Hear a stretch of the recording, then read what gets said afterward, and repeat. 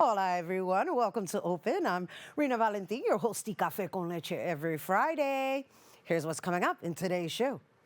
October is Domestic Violence Awareness Month, and we're dedicating this entire episode to organizations making a difference. And first up, we're joined by Carlos Rosario, founder of 100 Men Rising, along with the Brides March Executive Director, Lethy Liriano. And after that, we sit with the Violence Intervention Program Executive Director, Margarita Guzman, and Katia Amaya-Salinas, Director of Specialized Projects. And then we're joined by Senior Curatorial Producer at the Moth, Suzanne and Moth Storyteller, Diego Aguirre, who will also present a story in this week's Open Artist Spotlight. So sit back y prepárate. All this and more is headed your way because now we are officially open.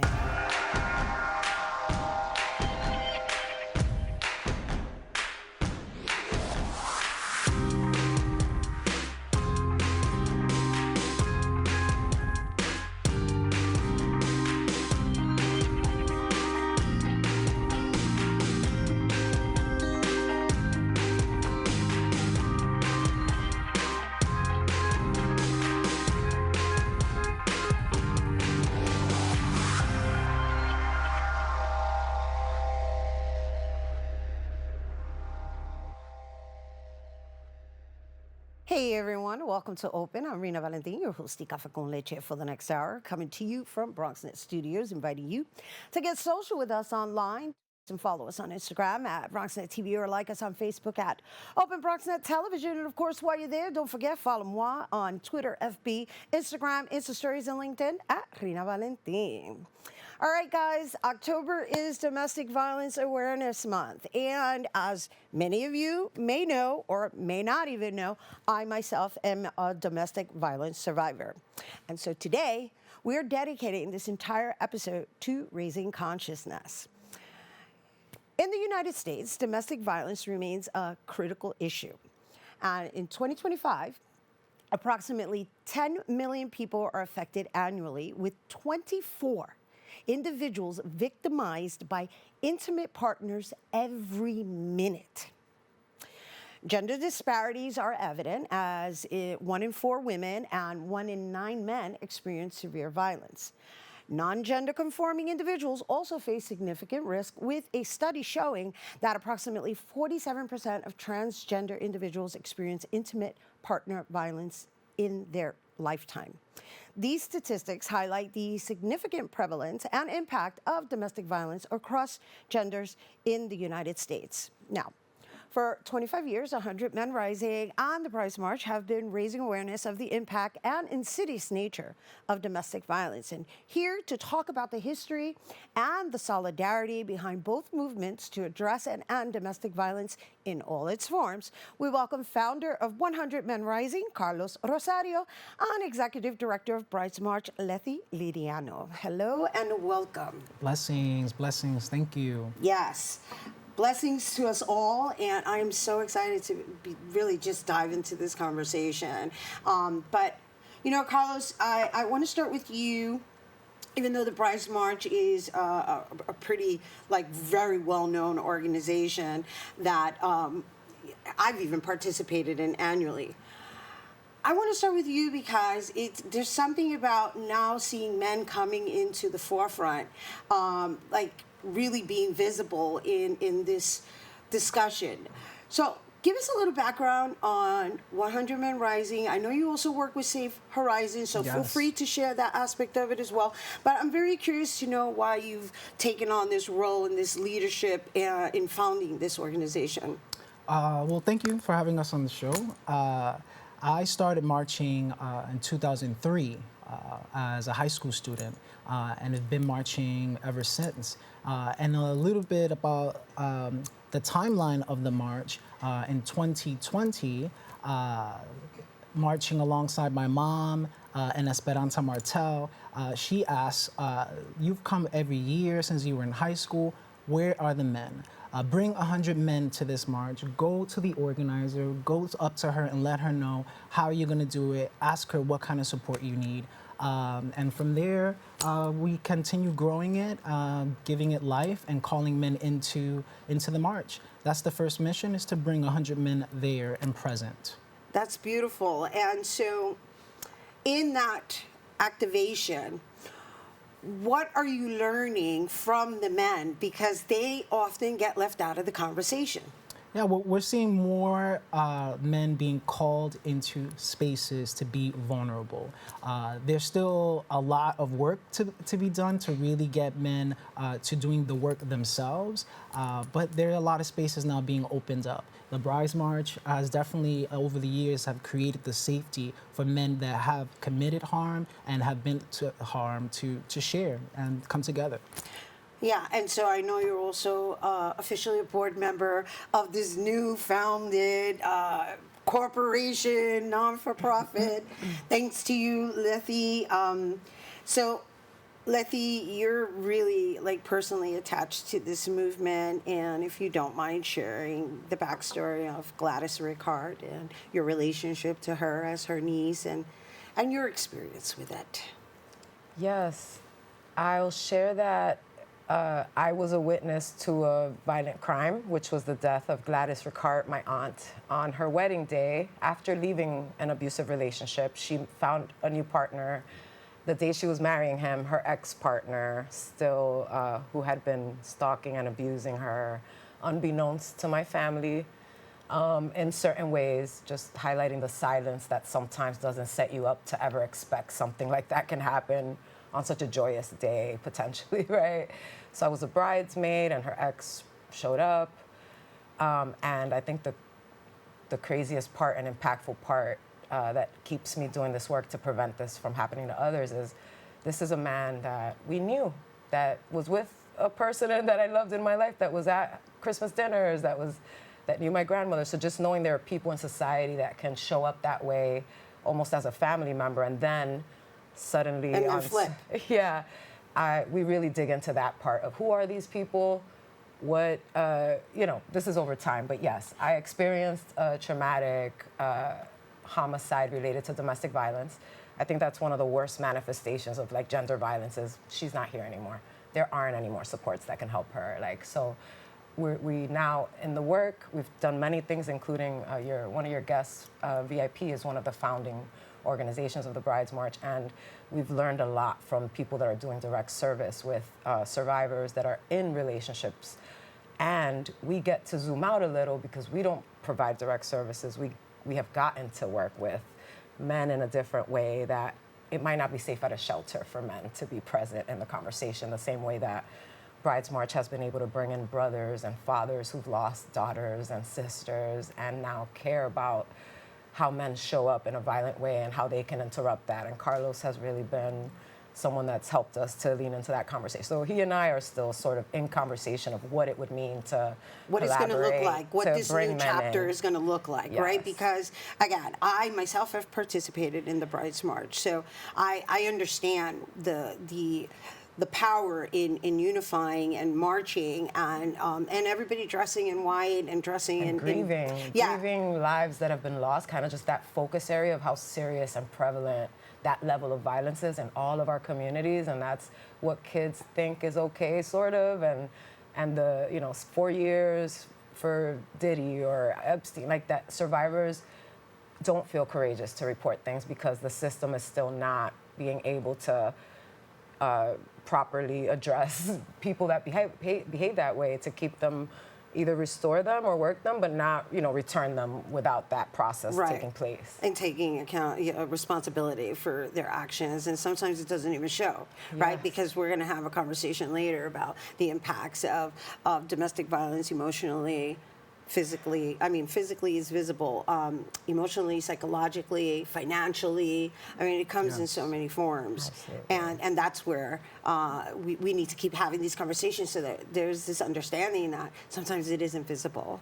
Yes, and as my version of trauma wasn't in a relationship or in a some people from 5 years old just are ready to accept that this is an arrangement where they're not safe ever, even with their loved ones, when we're talking about DV, right? But I had a pretty, let's say, normal, stable, healthy, safe childhood until this moment. Right. which wasn't my own moment. And also, I don't get services in the way we think about DV because I'm not in a relationship that's in crisis. Right. So, but we're all, many of us, impacted by DV in so many ways. Right. My trauma may show up if I hear a loud noise. Right. I was in a situation where there were gunshots and this happened. My trauma might show up in that way. Someone else's trauma might be, you can't trust me no matter how much I show you love. And we have to be able to hold everyone's iterations of how we're dealing with the craze in the world. Well, right and now our we're version dealing of with life. it collectively, whether we want to realize it or not. Yes. Right? Like I'm always having this conversation about, like, right now, collectively, we're being abused. Yeah, there's a war and Well- a lot of violence everywhere. So it's like, that's true. So then how do I have compassion that maybe if you're a little flippant, it's not about me. And I can still continue to work with you, especially if we're on the same page and we have some similar goals. I think we can practice not canceling each other a little better, but also holding boundaries, so lots of work remaining to be done. Right, and it all starts with the awareness, right? Yeah. Even in the awareness of self. I know you do a lot of holistic work as well. And I did want, before we go into your holistic practices that also loan themselves to, again, I mean, I don't want to, I'm trying to be very delicate when it comes to men, but, it's like this invitation to be okay with vulnerability and exercise that feminine side, because we all have both sides, right? But the Brides March, before we go to that, you've now officially made it a nonprofit organization, so I just want to congratulate you on that. Thank you. I can't believe this has been going on for 25 years and it wasn't official. I can't believe you marched 1 year and here you have us at your table and everybody understands how important it is to continue to make this continue to happen, and that I'm trusted as someone that's been so impacted to help guide that way forward. So it's because I can call on many people to guide what we might do as we grow, and I have great members of the board that I've been working with for years that I know I can trust, and we can have conflict together, and we can have joys and pause and celebrate too, even though everything feels like a long game, So Well, thank you, though. no, thank you for being on the front lines, and the truth is we heal together. Yes. We heal as a community. That's how we heal, because what we do, if we do it just for ourselves, and that's where it stays, right? How are we going to dismantle the system if we're not passing it on to the next generation and shifting the mindset? That compassionate dismantling in the way we are with each other every single day, at the coffee, at the discussion, at the pain points, I mean, for me, Yeah. joy is an act of rebellion. Yes. At this stage of our lives, everything that we're dealing with, it's like joy is an act of rebellion. So how Hope. do Hope even sometimes. Well, how Yeah. do we get back to the restoration, right? It's like balance. Balance is really what it's all about, so that you're not tipped over, which now leads me to the holistic practices that you've basically taken on to serve our community. I mean, you do acupuncture, like, lay it on. Yes. Well, a lot of the modalities I use holding space with men come from Esperanza's teaching. She has been doing revolutionary work for the last 30 plus years, specifically for women of color, teaching them education for liberation practices, how to feel, scream, shout, cry, and then about 6-7 years ago, she took on a group of men, myself. Right. So I just want to, so our audience understands who she is, Esperanza yes. Martel, who is the founder of Urban Atabe. Yeah, and now you have Atabe for Men, right? What is Yes, it? it's called Atabex Men. Atabex Men. Yes. Okay. You can continue. yeah, so- I just want to make sure that they understand who Esperanza Martel is. She's a matriarch of our community, quite frankly speaking. Taina, and healer, advocate, activist, revolutionist. She teaches release work and education for liberation. She taught me power analysis. She taught me how I hold patriarchy, white supremacy, and capitalism, and how to gaze and peel back the layers, or she calls it the onion. She goes, you need to cry, so we need to peel the onion. And these are the practices that I hold for men. We need to scream, shout, and shake, and move, and feel to be human again. And that's the vulnerability. that we need to see each other and to see the violence that lives inside of us. Yeah, but it takes something to hold that space because people have to feel safe first, and they have to feel welcomed, right? So I feel that right now we're living in this space of kind of like we're going to listen to our own, and that's why this conversation is so crucial because there's this relatability in different ways, in different areas, and in our respective fields. But guess what? We're all impacted by it. So the conversation that we're having right now, it's not about the negative aspect of it, right? Because it's there. It's there in some form or another. The other thing I read in your bio is that you're a for agreements individual. I myself am as well. Don Miguel Ruiz, yes. And so, hint, hint, go get yourself the book, The Four Agreements. It's just wonderful pillars to live by. Absolutely. And to implement into whatever practices that you're offering. So And the self-awareness. Yes. Yeah, talk about it. Yeah, just that for me, it can be a checkpoint of, okay, don't take things personal, I think is one of the four agreements. So if you've had a whole day and you're like, I don't care about this, just do whatever you want. And I'm just like, oh, I worked so hard on this. I'm just saying we can make a whole narrative about why that happened.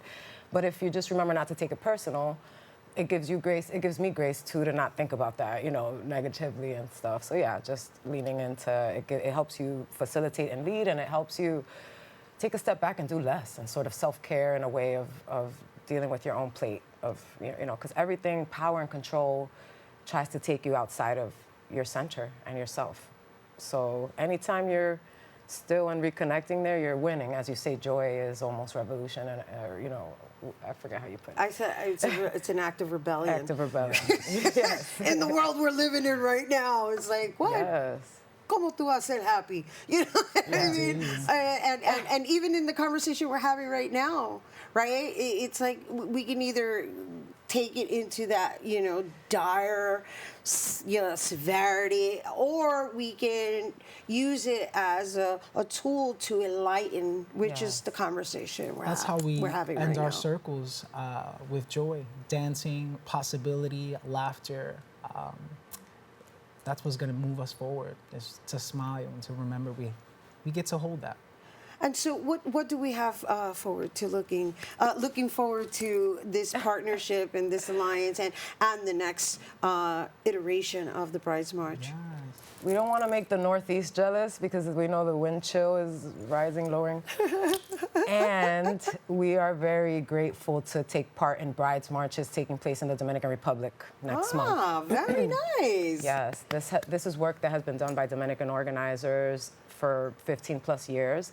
As we incorporate, we're getting to know these amazing, courageous women around the world and the nation that have been using this tool of the Brides March, bridesmarch.com, Instagram, Brides March, just really sharing that because we want people to learn about how we're addressing gender violence nationally and internationally through centering the femicides that are so prevalent in our communities.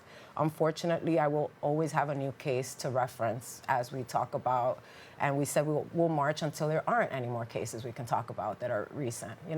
These families that we support are still going to court. Ariana Reyes Gomez, a Bronx police officer, is about to have a sentencing. Like, these families are still living.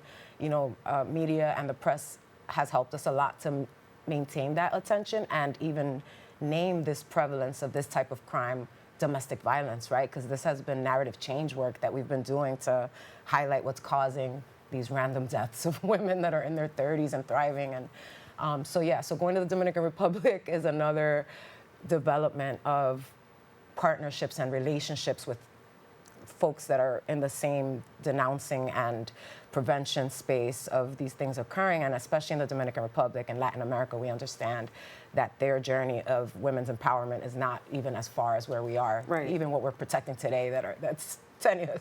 So Yeah, just no. being there and showing them our solidarity and the consciousness we bring from the work that's been done here for decades, but bringing that to a different conversation in support. We get to do that through the month of November.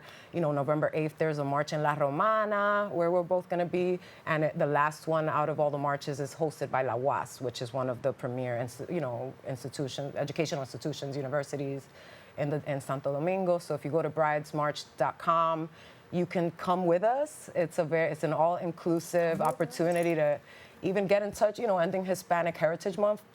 Dominican women are very impacted by femicides. I mean, sadly, many cases are Dominicans. I don't want to say that other communities aren't impacted, but we were born of the passing of my aunt, who's a Dominican-born woman, founded by Josie Ashton, who had a vision to use her gown to draw attention to something she was working. And that was in Florida, wasn't it? A Florida Dominican woman. Right, so it's kind of like, So we cannot deny that the Dominican Republic, where we're going and where organizing is happening, is very affected, and that's maybe why we're in the conversation, because we care about fixing something that's impacting us. Who should be leading these conversations are people that won't leave the table when they're exhausted because they're impacted.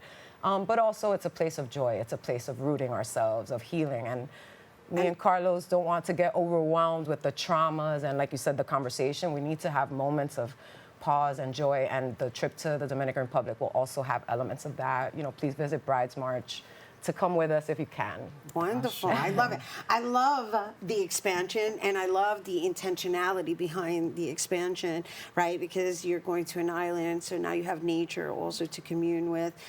It sounds lovely, and we can continue having this conversation, but it's going to have to be a to be continued type of conversation. However, I do thank you both for the work that you're doing and for bringing it here to our viewers. Thank you for 19 years. Yeah, we've been on air 19 years. Yeah, thank you. Yeah. For creating the space.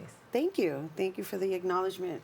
You guys, once again, Carlos Rosario from 100 Men Rising and Lethy Liriano from the Brides March.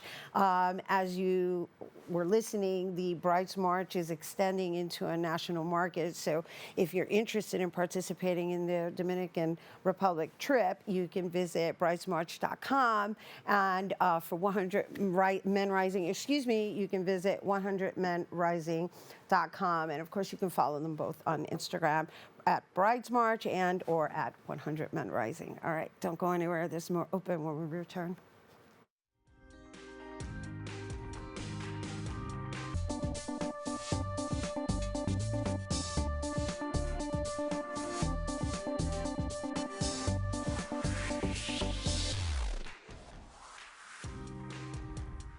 Hey everyone, welcome back to Open. So for 40 years, the Violence Intervention Program has been leading survivors of domestic violence to safety, empowering them to live free of violence by helping them reach and sustain their full potential. And here to discuss the various services and projects aimed to helping them heal, thrive, and survive, we welcome the Violence Intervention Program Executive Director, Margarita Guzman, along with Director of Specialized Programs, Katia Amaya-Salinas. Hello and welcome. Hi, Rhina. Thank you for having us with you today.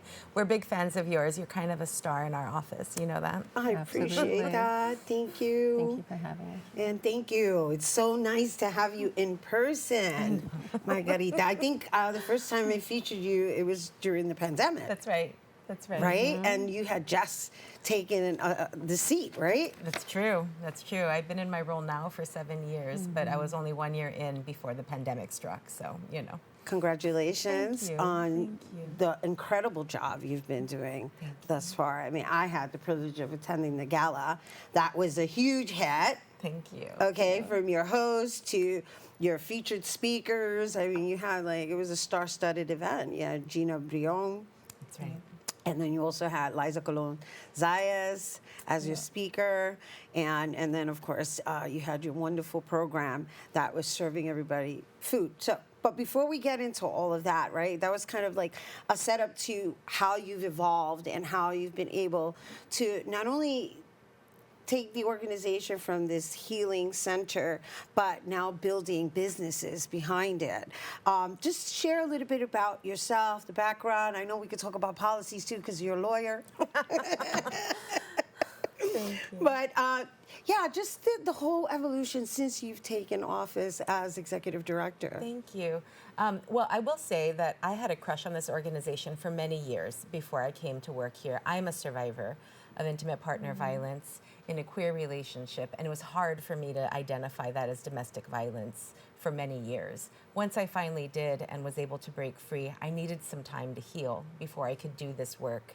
But it wasn't long before it became my life's mission. And so I am incredibly privileged to be at an organization where this gets to be the focus, not just of my day, but of the brilliant team I have around me. And to be inspired by all the powerful survivors who come in every day is like truly a gift. So I kind of feel like I have one of the greatest jobs in the world. The organization, the event that you described was our 40th anniversary, so we wanted to go big, and we knew that we really wanted to celebrate the Bronx because a big part of the work that we do is located in the Bronx. We're born and raised in East Harlem. We also have services in Queens. We serve the whole city, and that has evolved over the last few decades. When I came into the organization, there was already this incredible foundation of emergency shelter, immediate social services within the communities. We don't got no office in Midtown or downtown, right? Like we're in the communities where our survivors are living. And there was an incredible resource already there. And one of the things that we have focused on since I have been able to take the helm here is the specialized programming that we have been building out. And when I say specialized programming, what I mean is the organization has a very broad reach. We serve almost 1,700 survivors a year. That doesn't include their children. The reach is much bigger. But we wanted to go deeper, right? We wanted programs that would have deeply transformative impact on the survivors that were coming through. We didn't want to patch things up and have somebody leave. And we have been around long enough now that people are coming and I remember asking somebody, how did you learn about us? And she said, my mom came here when she needed help. I'm glad she knew where to go, but I don't want more generations of people coming through. We don't want a grand, right? We don't need the next generation to also be coming through from that family line. Right. So what we wanted to do is build programs that are gonna stop that violence, right? That work with children who have experienced violence so they can address that trauma before they grow and become more likely to harm or be harmed. We want a restorative justice process that is going to work with the person who's causing the harm, right? Because if we want to work, we will always center survivors in our work and in our mission. But if we're not working with the person who's causing the harm, we're not solving the problem, right? That person's just going to go on and do it somewhere else. We wanted a sexual violence program that is really focused on the complex polyvictimization that our survivors often experience. It's rare that they only have one experience of gender-based violence. They're often child sex abuse survivors or experience sexual violations on their migration to the United States. And we also wanted an economic justice program that helps immigrants to build small businesses, people who maybe can't participate in the traditional workforce, but who need to earn a living and who need to provide for their children. And so we've been working on these 4 projects, growing these 4 projects, and Katia is the incredible person who leads them all. Boy, that's a lot of work. She set you up. That set me up. Thank you. She does such a great job. Well, Director of Specialized Programs. Yes, And so she just gave us the, the bullets of each one. The overview. Right, the overview. Yeah. And now there's how you're actually able to execute it and how you serve. Yeah, well, I have so many programs. Which one do you want me to focus on? So let's talk a little bit about you and your background as a social worker and offering therapy to the next generation. I know that's one of your passions is really the next generation. So we just showed some images of some art projects where everybody's drawing on a wall, mural design. So I'm just curious, like, do you have like arts program? Like, what does that look like if somebody comes in and they're in need of services, and then you're able to kind of design what their next chapter looks like? Is it through art? Like, do they go through some kind of survey or questionnaire that you're able to assist them in the areas that they need to develop themselves? Oh, absolutely. So, I'll focus on our economic justice program because I think that was the image that you were showing. In particular, that was from one of our participants who is an artist. And so that is basically what she has been doing to promote her business. And so the way that we've helped her is by, we also had a wellness fair. So she has she's marketed her product, art, and we helped her basically build a business model. We've helped her also with seed money to start off her business plan. And luckily, from the partnerships that we built, we've also been able to connect her to different areas where she could promote her business. And so, our economic justice program particularly helps those who wouldn't necessarily be able to go into the formal economy. And so what we are building is we are honing in of what their strengths are. Right. And as catering for food, and comidita, that's what they make. But also, we have candle makers, we have jewelry makers. There's so much gifts in each of them. And so what we try to do is take out, help them dream Right. of what this could look like. Right, you create hope. We create hope. And sustainability, That's right. because that's what you're teaching them, right? Is how to self-sustain. Right. That's right. And power. And power. Because at the end of the day, domestic violence is about power, right? right. And it's about somebody really trying to get power over another person. Right. And that doesn't just, it's not just connect, it's not in the vacuum of that relationship. We experience that diminishment of power everywhere, as parents, as in our workplace, as coworkers. And so when somebody can be a business owner and they've reclaimed that power, that has such a healing impact. And so I love the small business work that the organization has been doing. Absolutely. I mean, how many do you have now? I understand it's expanded like tremendously. Like active As far participants? as vendors. Oh, we have about 15. 15. Yeah. 15 right now. Though last year, the organization helped to start or grow over 31 businesses. There are 15 that we work with on a regular basis right now. They cater our events. They That's just right. catered the New York Women's Foundation Brooklyn Neighborhood Party, which is really big time, right? That's a kind of a real step up. That's the It was partnerships. wonderful. That's it. Yeah. And that's all about the empowerment that we're talking about right. in working together, right, to build each other. That's right. That's amazing. That's right. Congratulations And many on of them that. will build and then move on, and we might not hear from them again, but that's okay. That's what we wanna They've do. flown the nest, and that's exciting. But that's the idea. And not only that, they get to put that in their resume. They get to say, we service the New York Women Foundation, which is a big time organization Absolutely. here in New York. We know them. We love them as well. And so, all right, so we spoke primarily about the economic justice program, which is extremely important because based on where we are, in our economy, I think it's very important that people understand the sense of freedom as well, and take responsibility for themselves, which, as you mentioned, it's going back to empowerment. And there's something else about the holding yourself accountable for what it is that you're actually generating, right? Because it becomes almost like a reflection of who you are and where your mind is when you're running your own business. Absolutely. Yeah. And so that's one aspect of it. Then there's the intergenerational aspect of it. Can you share a little bit more about that? Yeah, so we have our child and adolescent program, and this is dear and very dear to my heart because I am a trained social worker and clinician. I've worked with children and families for, I think, over 12 years. And so in our child and adolescent program, we have advised around acronyms. It's called trauma-focused cognitive behavioral therapy, meaning that we work with the child and the parent in order to start their healing.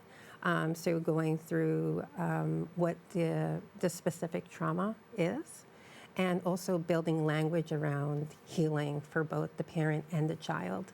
I can't tell you how incredible this work is, to see from where they come in to how they end up. I mean, in the beginning, there's like, they're screaming at each other. There are no boundaries. Sometimes there's no connecting time.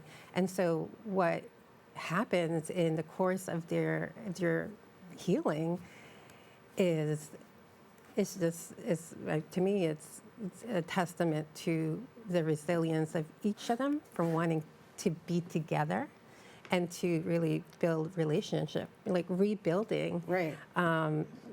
Because all together, all they want to do is love each other. Right. And they just haven't had the opportunity to really do it together as a family system. And so that's what, that's the work. That's the intergenerational work.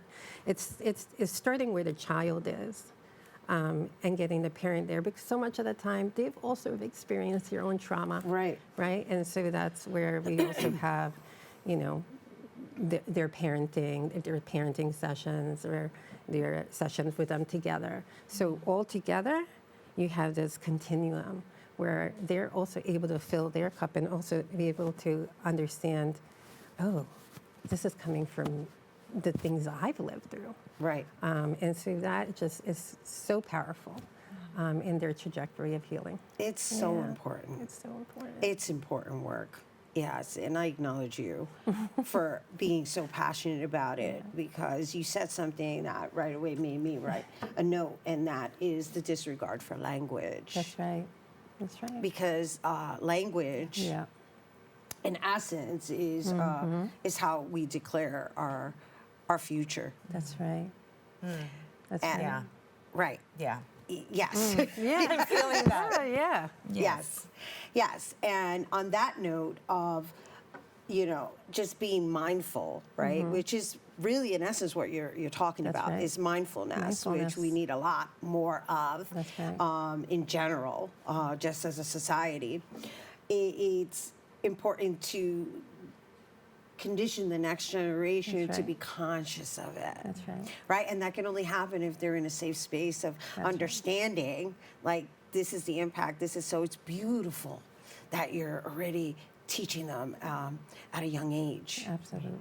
And something you're saying really makes me think about one of the central pillars of this work is that it's culturally safe, right? That this program has been tailored and has been culturally adapted to work primarily with Latino youth. And in a time when Latinidad is being criminalized and villainized, and anybody who might look Latino might be picked up by some sort of law enforcement officer or ICE officer, it is so important to think of our culture as a point of resilience.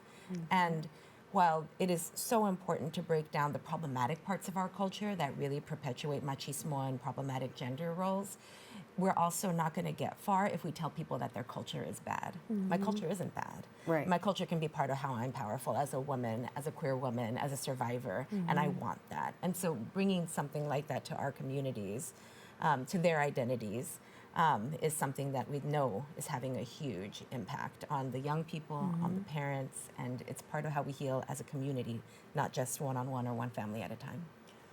And that's how we do it. That's how we do it. And it's so That's how we're interesting. trying it. That's how we're trying. No, that's what we're doing that's what right we're now, doing. even in the conversation we're having. It's really about community, and it's really about not making each other wrong. That's right. And I also want to uplift our restorative justice program, because it's so, what you're saying is community. We have these community circles of survivors who primarily come in because obviously they've experienced domestic violence, they have someone who's harmed them. But this is a space where their voices are heard and validated, and it's creating space, creating spaces of visibility. Of visibility. Yeah. And understanding. And understanding. From a lens of being non-judgmental. That's right. Because in the end, we all want to matter. We all want to matter. We want to feel loved. Yeah. Yeah. That's Yeah. interesting that you use those exact words because our children and adolescent and restorative justice programs, I think of these as twins, and they were born after the murder of George Floyd and when there was uprisings against racial violence. And we were asking ourselves, you know, how does race and violence play together and how do we address it? And so the child and adolescent program is really born of the notion that, you know, we care about brown and black boys who are victims of violence, and there's a point at which they start being perceived more as threats, right, as they grow. And then we start caring less about what happened to them and more about incarcerating them. Right. And so we wanted to treat young people, again, before they grow up to be more likely to harm or be harmed.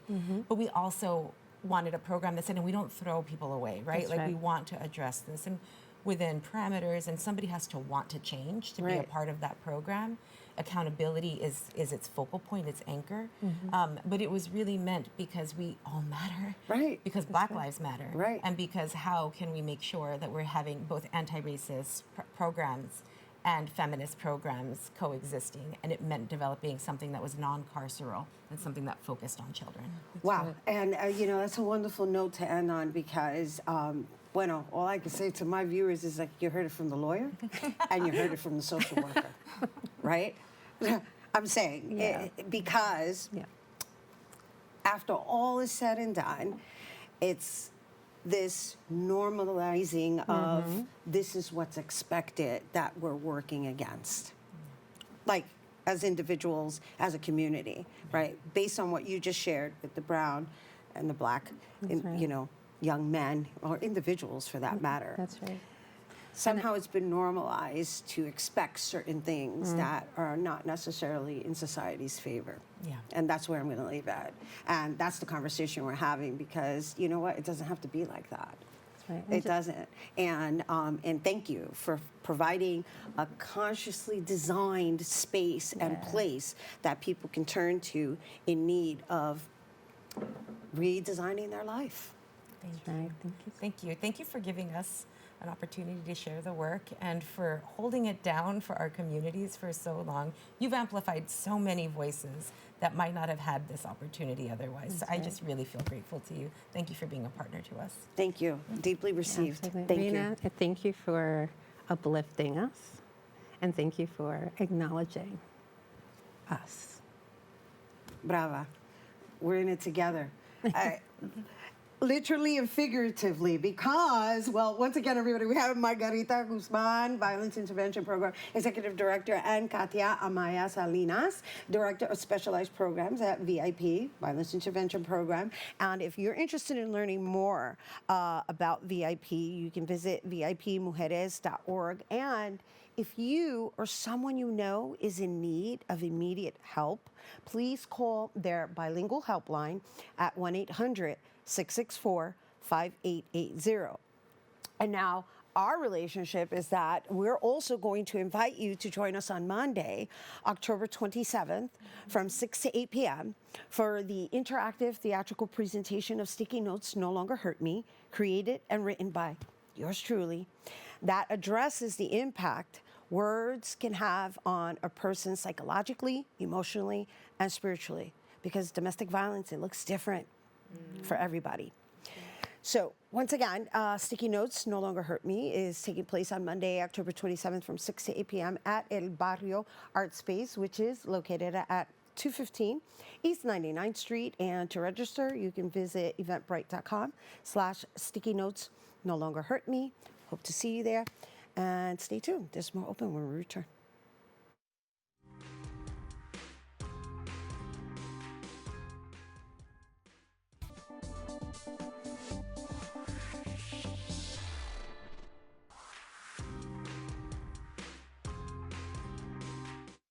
Everyone, welcome back to Open. So, since 1997, the Moth has presented thousands of stories told live without notes.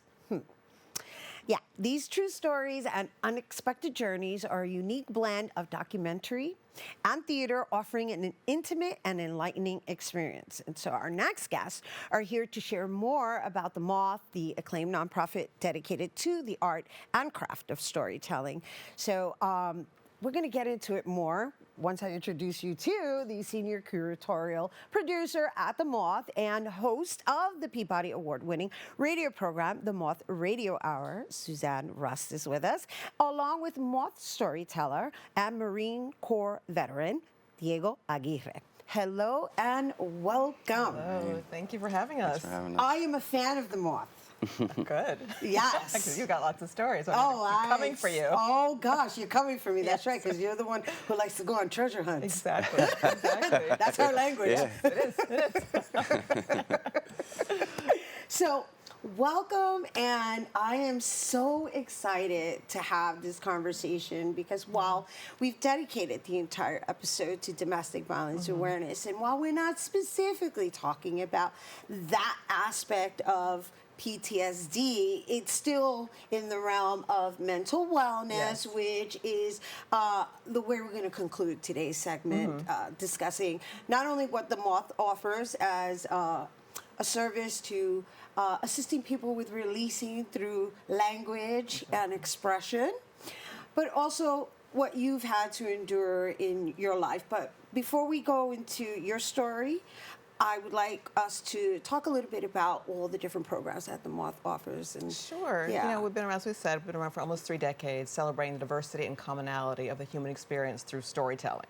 And, you know, we believe that storytelling, you know, you're connecting with people, right? And you're making them feel less alone. You feel less alone when you share, and they feel less alone when they tell it, right? So we have different programs. We've got our Moth main stages, you know, those are the classic curated events. We have story slams all across the country, all across the city, even in the Bronx at the Bronx Brewery. And we also have a community program, an education program, and a global program where we go in and do workshops, talk to people, help them craft their story, and then we have showcases for that, and those shows, those stories carry on. so, what's the difference between the main stage, community, and global? So the main stages are curated. So tellers, we have 5 storytellers telling a 10 to 12 minute story about their lives, and they work with a director to help kind of build and structure the story a little bit. Whereas the story slams are like open mic. So we have a theme every month. You know, it could be fear, and you'll just sit home and think, oh, I have that story I could pull together. You know, you work it out 5 minutes, come up there and tell it as much as you can, as best you can. And yeah, that's how it goes in community again, in education. We go into schools and diverse community organizations. That's where we found our Diego here. And teach them how to best represent themselves and express themselves. So we're going to revisit this conversation and how you align yourself with certain organizations and institutions. But let's talk a little bit to Diego and what this whole, I guess, your new chapter of life, being an actor, having been a veteran, and applying your expertise and or experience, we'll say, right, and skill set, and now transforming it into this narrative of just storytelling and portraying. Yeah. I've been a huge fan of the Moth for forever. And then this opportunity came along, like Suzanne was saying, they found me through their community engagement program. They work closely with a lot of like organizations, and one of them was with like veterans. So that's how they found me. And they helped me develop my story and get all the, you know, stuff that I have inside out and be able to share and connect with the world has been truly like amazing and cathartic. And because I always say the Moth has made me like addicted to vulnerability. That's I like hearing that come from somebody who's been in the military. Yeah. There's Right? like, Yes. Because aren't they trained to keep everything in, be suppress tough. it, right? Yeah. But there's no greater feeling than being up there and being open and just being able to get all that out, and then having people reach out and say how much they connected, how much their story connected with them, how much it resonate with them, like they share their experiences, and we end up finding that we have so much more in common than we thought. Right, even if it's something unrelated to their life, Yeah. right? Because it's a human story, Yeah. as you Yeah, mentioned. no, exactly. And we thrive on the vulnerability, and it's like what I love about what we do is people find there is nothing shameful that someone hasn't experienced. If you don't let it out and you keep it there, you release it, and like people are clicking, they're going, wow, that happened to me, or I know someone that happened to. Or if it's not that, it enlightens them. It's like, oh, wow, I never thought of it that way before. And you're in that, it's just a mic, person telling story, no props, nothing. You really are drawn in a way that is very different than a lecture or on the news, someone telling a story. Hearing a personal story with the details of someone's life and scenes, it really connects you. And you wind up feeling very different when you leave our show. You feel like it's like you're changed. And that's the point of our stories. It's always about a moment, celebrating a moment of change, big or small.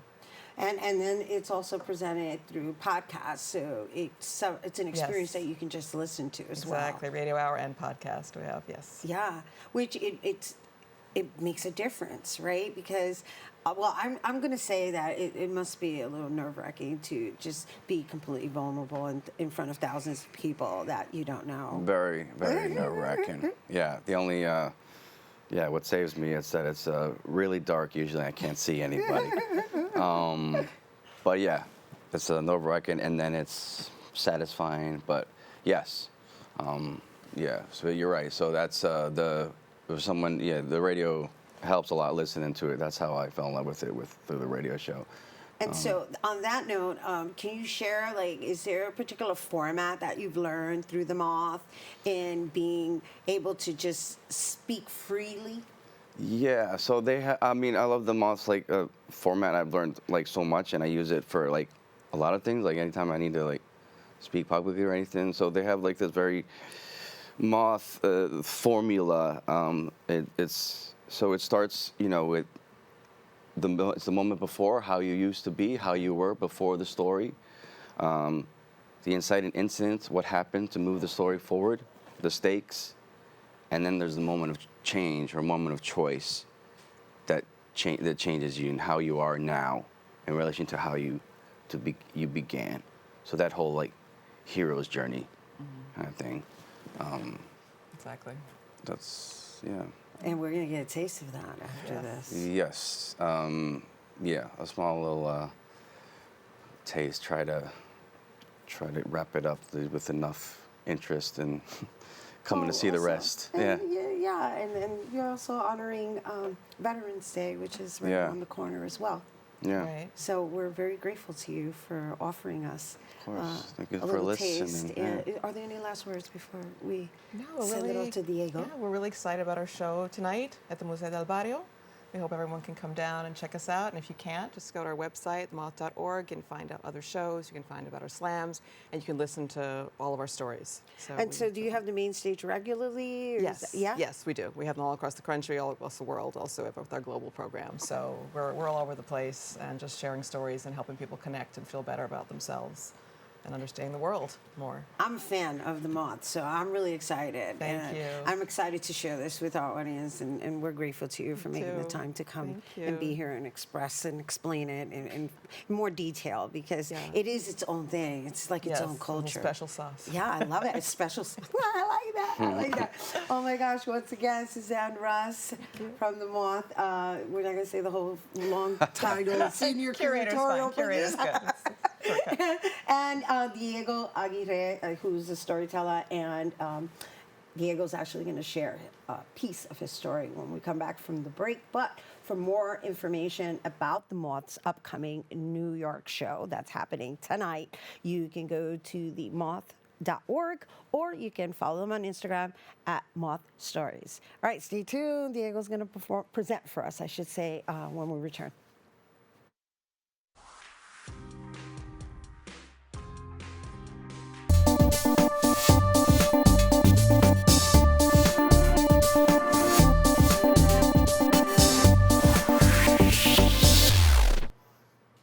Hey everyone, and welcome back to Open. Today's Open Artist Spotlight shines on Moth storyteller Diego Aguirre, who will present a taste of the story he will be sharing at the Moth main stage. Here to present, Rusty James. Please give it up for Diego Aguirre. It's the summer of 2012. I'm about to turn 30, and I am more lost than ever. I have a huge chip on my shoulder for years now, courtesy of a violent childhood, my time in the Marine Corps, and a dangerously irresponsible resistance to therapy. I'm angry at the world. I have a short temper. I drink too much. I fight. I'm a nightmare to my on-again, off-again girlfriend. I can't keep jobs or friends. The only friends I really have are wherever I happen to be working at the time, my coworkers. And even them, eventually, I push away. I have trouble getting along with people. I've never been comfortable in a room with more than 5 people without any alcohol in me. One afternoon, during this dark time in my life, I leave work after a lunch shift and I walk by this Petco. And outside of it, an animal rescue had set up shop. All along the sidewalk, there were crates with dogs in them up for adoption. And I spot this one beautiful gray and white pit bull. He's got the sweetest face, the kindest brown eyes. He has this gnarly, fresh scar on the side of his snout here, another fresh scar across his belly. I asked the lady who runs the rescue, this sweet little old Puerto Rican lady from the Bronx, I go, who's this guy? What's his story? She goes, él es papi. Me lo encontré en el Bronx hace un par de semanas. Se le había pegado un carro. Sus adentros estaban afuera. ¿Qué? Yeah, but he's okay. He'll be fine. He's up for adoption. I'm like, oh, man, I wish, but impossible. You know, I work at a restaurant. I'm never home. I wouldn't be able to give him the life he deserves. She's like, oh, okay, I see. Hey, can you just do me a big favor? Can you just give him a quick walk around the block for me so he can go potty? I knew what she was up to, but I'm not one to pass up an opportunity to hang out with the doggy, so I walk him around the block. And sure enough, by the time we get back, that was it. I'd fallen head over heels, and there was no way I was going home without this guy. I adopt him right then and there. I bring him home, I sit him down, and I go, a ver, lo primero que tenemos que hacer es cambiarte el nombre. Porque no hay forma que yo voy a estar en un parque público y gritar en voz alta, papi, ya nos vamos. I saw this movie when I was a kid, Rumblefish. Main character's name is Rusty James. I love that name ever since. So I went with that. And it fit him perfectly. So I have a dog now. And everything just gets better immediately. To be continued. I love that. Oh my gosh. Thank you so much. Everybody, Diego Aguirre. That was an excerpt of Rusty James. However, you can catch Diego Aguirre presenting the entire story tonight, October 24th at 7:30 p.m. on the Moth's main stage, Daring presentation at El Museo del Barrio, located at 1230 Fifth Avenue in New York City. For more information, you can go to themoth.org. And bueno, mi gente, that's our show today. And thanks to all our guests for coming through and to your viewers for tuning in. If you missed any part of the show, you can check out this episode throughout the weekend, 24 hours a day at BronxNet.tv. I'm Rhina Valentin. And from all of us here at Open, may the universe provide paz, prosperity, y amor. And bueno, take care of yourselves and each other. Adios. Nice. Thank you so much.